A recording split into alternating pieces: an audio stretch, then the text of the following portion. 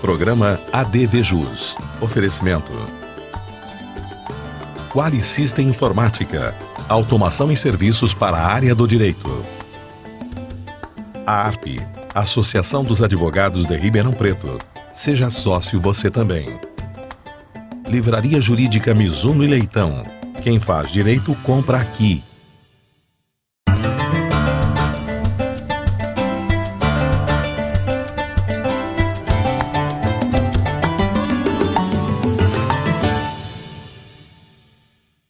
Olá, muito boa tarde. Com imensa satisfação, estamos recebendo hoje no ADVJus, que se inicia nesse instante, o Dr. João Gandini. Dr. João Gandini, ele é graduado pela Faculdade de Direito do Largo de São Francisco, mestre em Direito pela Unesp, juiz aposentado do TJ, criador do projeto Moradia Legal, o qual lhe rendeu o prêmio Inovare, e atualmente advogado, meu colega, para minha satisfação. Dr. João Gandini também é presidente do Conselho da Orquestra Sinfônica aqui de Ribeirão Preto, além de ser membro titular da Academia Ribeirão Pretana de Letras. ADVJus imperdível. Fique aqui comigo, nós vamos fazer um ligeiro break, mas nós voltamos na sequência. Já, espere. A ARP, Associação dos Advogados de Ribeirão Preto. Ligue 3965-5158. Qualisystem Informática. Automação em serviços para a área do direito. Desenvolvemos o Quali Jurídico com controle de processo, agenda, gerenciador eletrônico de documentos, andamentos processuais, relatórios com filtros e controle financeiro. Oferecemos consultoria, assessoria, suporte técnico, projetos de infraestrutura com rapidez, segurança e ética. Qualisystem Informática. João Arcadepani Filho 137, 3234-2720.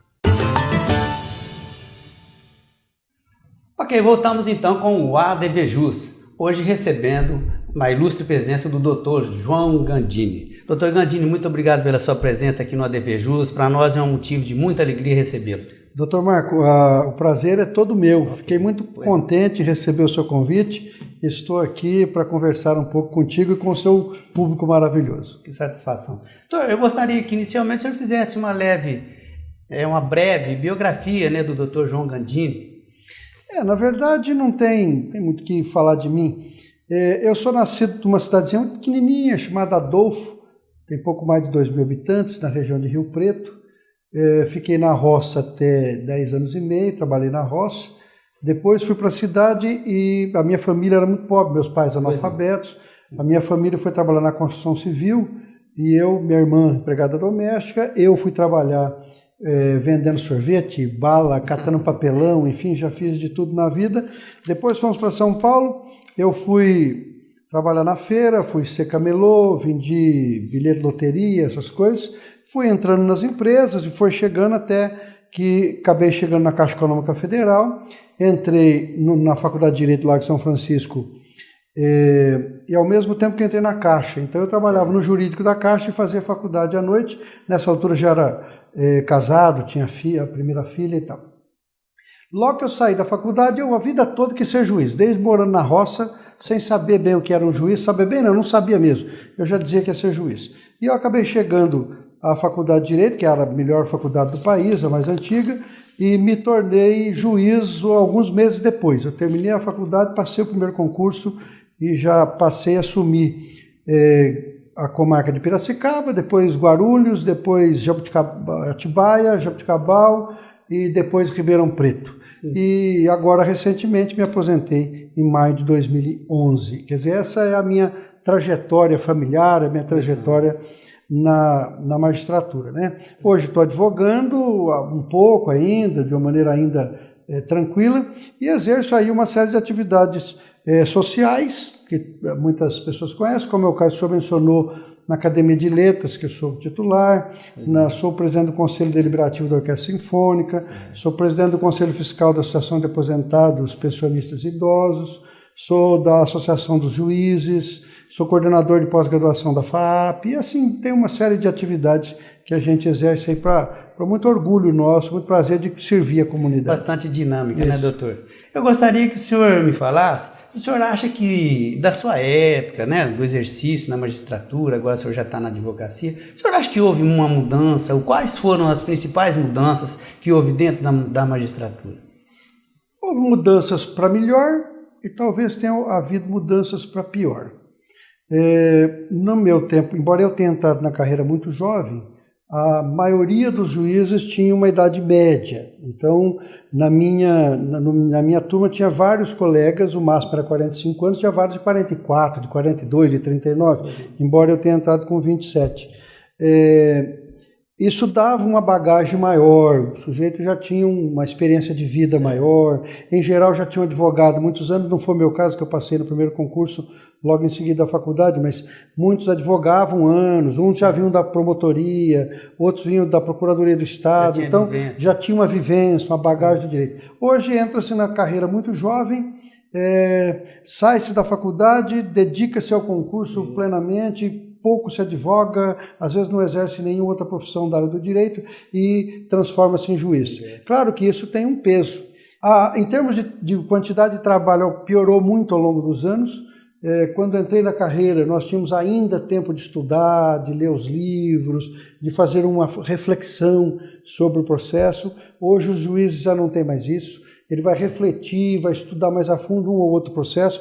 A maioria é aquela loucura, aquela correria para dar conta, porque são milhões de processos. Eu, por exemplo, quando me aposentei, a minha vara tinha 37 mil processos por juiz só. Né, doutor? É humanamente impossível dar conta disso. Aqui em Ribeirão tem juízes com esse número de processos, mas a média no CIV é de 10, 12, 13 mil processos. Você imagine 13 mil ações de despejo, mesmo sendo uma ação individualmente simples, mas no conjunto é muita coisa, né? Doutor, a gente tem um conjunto de normas, de leis muito interessante aqui no Brasil em relação a algumas outras nações. Mas o senhor acha que, com tudo, com essa problemática tudo, efetivamente, o senhor acha que fazemos justiça aqui? Distribuímos justiça social?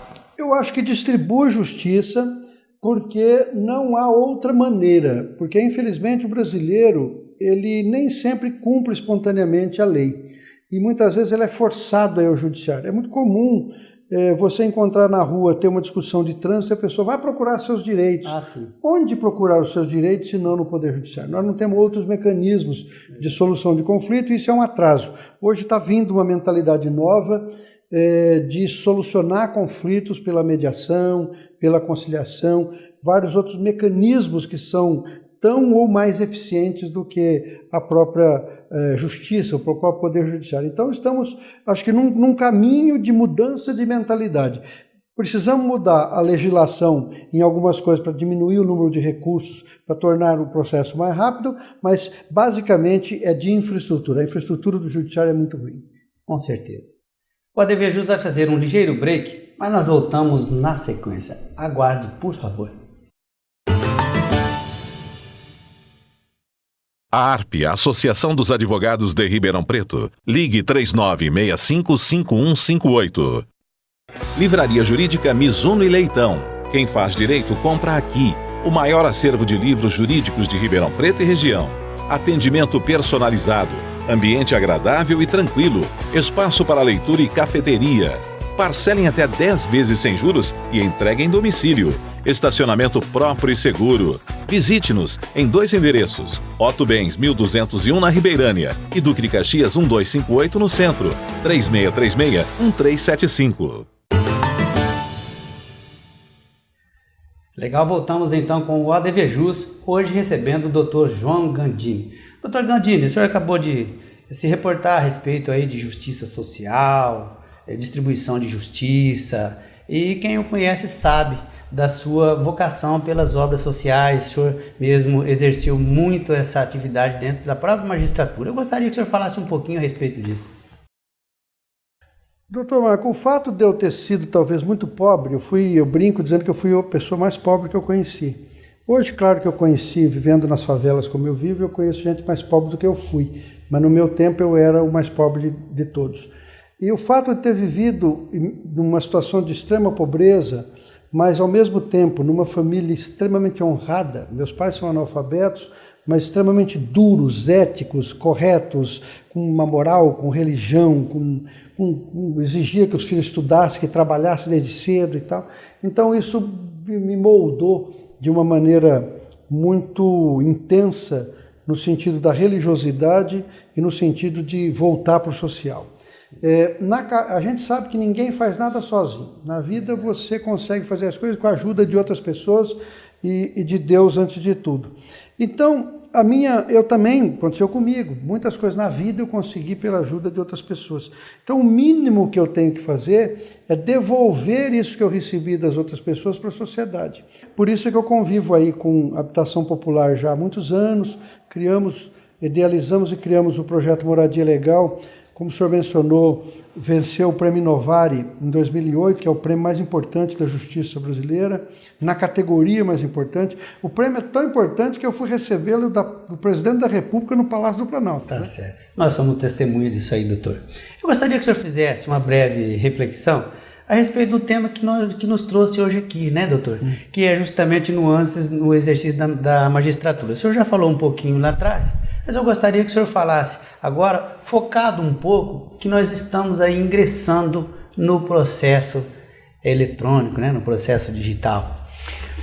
Eu comecei a me interessar por informática em 1985, quando ainda não existia propriamente um computador. Tinha lá o PC, era um CP500 desse tamaninho, tudo em teclado, tudo grudado.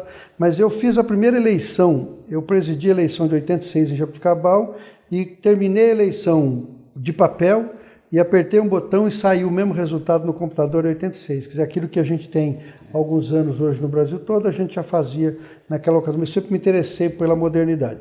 Quando vim para Ribeirão em 91, comecei a me interessar pelo fato de Ribeirão não ter nenhum nível de informatização, e Jaboticabal, de onde eu vim, já tinha, e eu acabei sendo convidado pelo Dr. Nilton Messias de Almeida, diretor do Fórum, para ajudá-lo na informatização. Montei um grupo de escreventes, oficiais de justiça, advogados, não havia técnico e não havia dinheiro para fazer. Mas em 93, 94, nós informatizamos todo o Fórum de Ribeirão, quando ainda não se falava nisso, nem no Brasil, nem no mundo. Era uma novidade no mundo, um fórum inteiramente informatizado. Felizmente, agora, 20 anos depois, o Estado de São Paulo começa a chegar à informatização, tanto que nós fomos informatizados em Ribeirão, do ponto de vista da estadualização, recentemente, agora alguns meses depois. Ainda não temos o processo virtual no interior. Ele já está sendo usado em alguns tribunais, em São Paulo, mas aqui ainda não. Só em outubro é que vamos virtualizar os novos processos, continuar convivendo com os velhos em papel. E parece, velhos quantos? 90 milhões de processos em papel.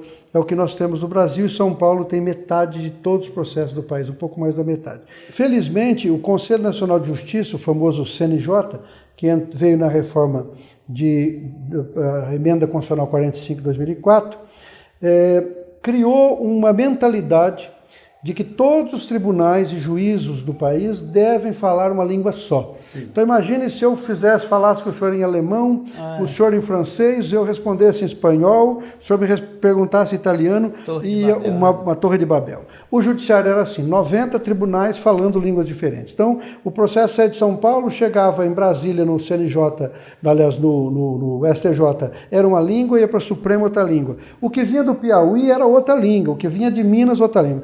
Felizmente o CNJ conseguiu convencer os tribunais a falarem a mesma língua. Eu acho que esse é um avanço brutal, e quando nós tivermos, já a partir de outubro, em São Paulo todo, o processo velho no papel, mas o processo novo todo digital, eu tenho a impressão que nós vamos ganhar em celeridade.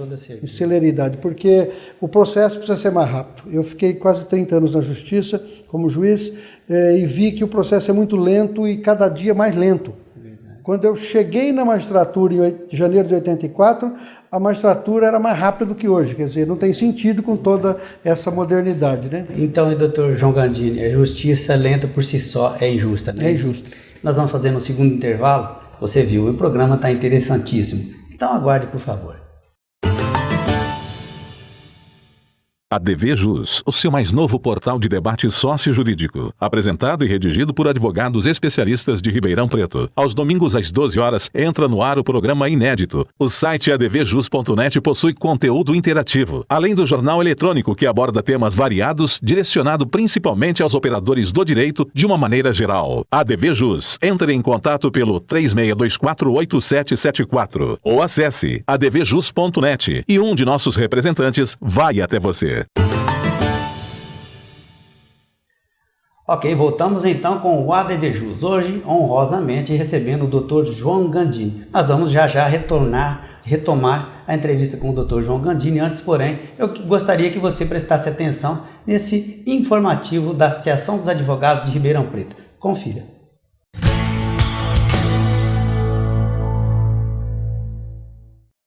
Dr. Paulo, então a ARP Office é mais uma realização da associação? Sim, graças ao trabalho dos conselheiros, surgiu a ideia de usarmos aquele espaço o qual estava ocioso. Aí montamos o Centro de Debate Orlando Juca e montamos agora a ARP Office.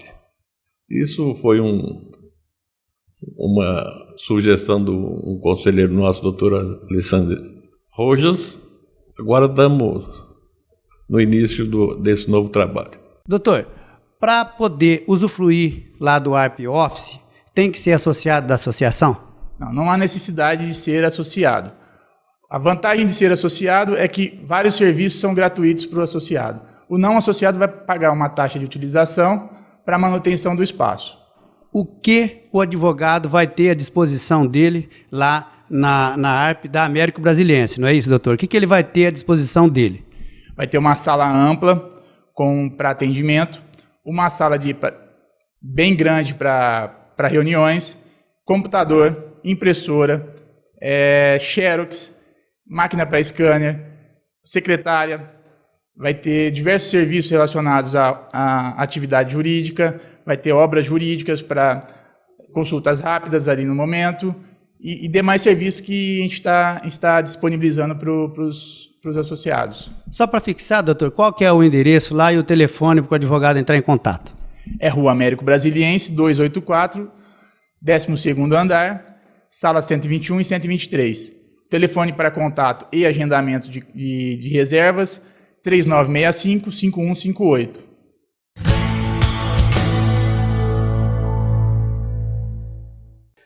Ok, doutor Gandini, eu gostaria que o senhor fizesse também aí uma explanação a respeito do processo judicial. A gente já falou um pouquinho, né?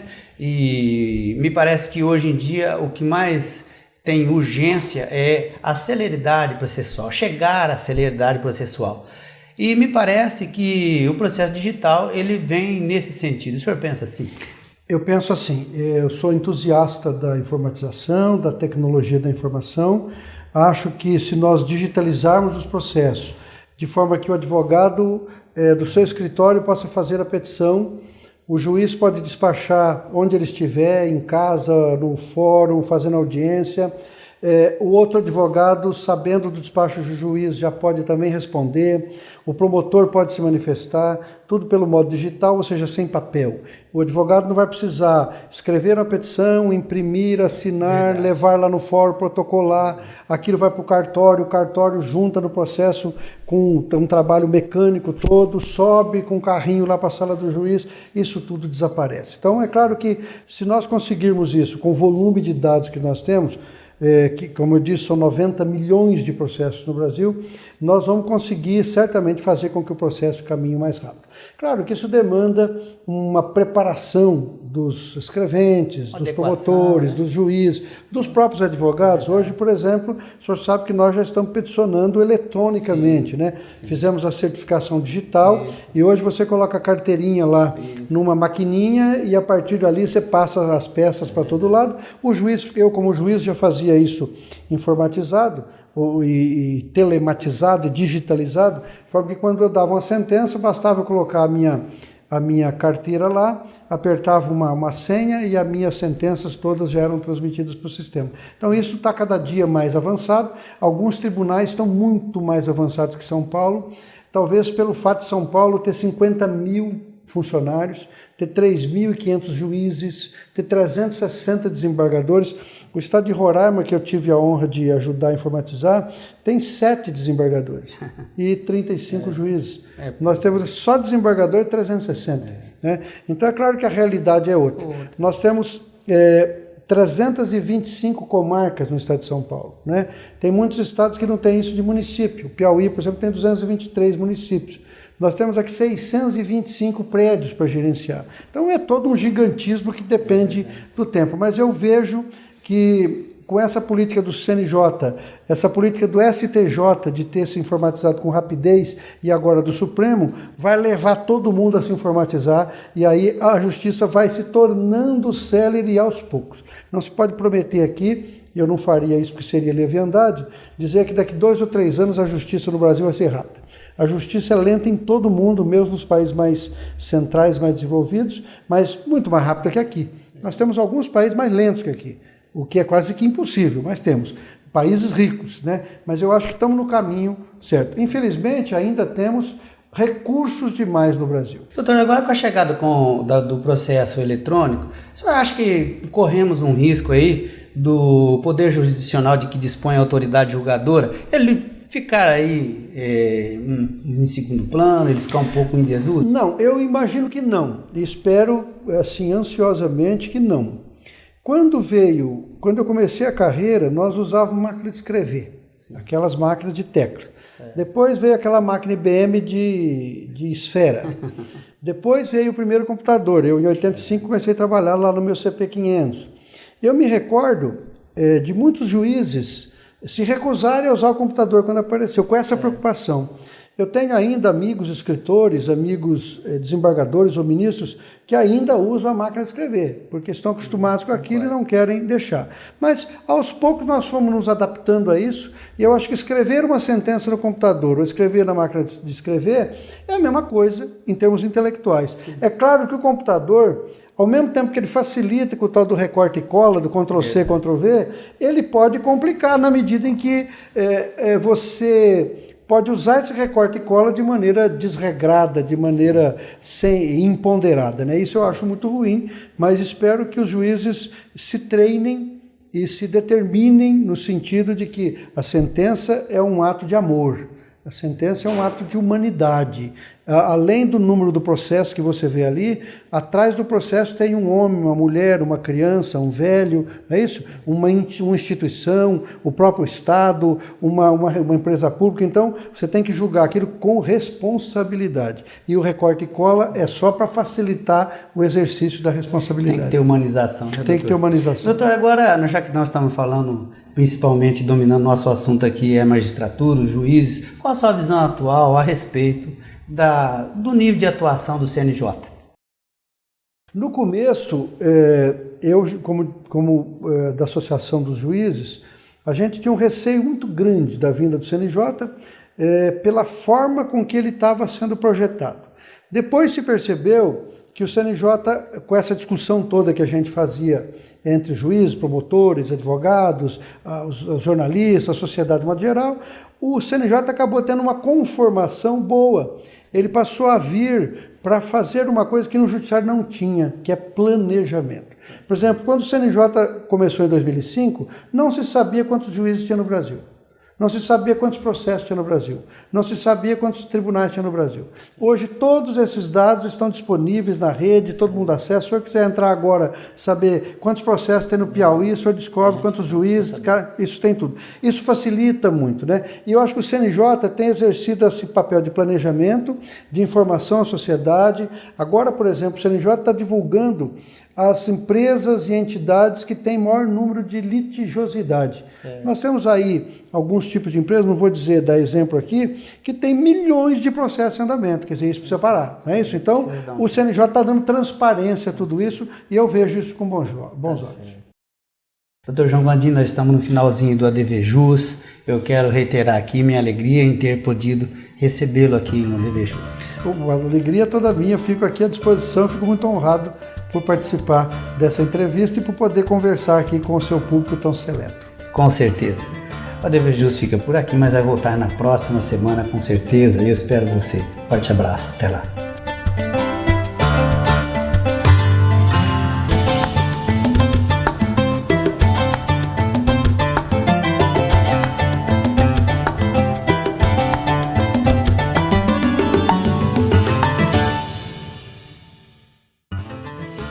Programa ADV Jus. Oferecimento Quali System Informática. Automação e serviços para a área do direito. A ARP, Associação dos Advogados de Ribeirão Preto. Seja sócio você também. Livraria Jurídica Mizuno e Leitão. Quem faz direito compra aqui.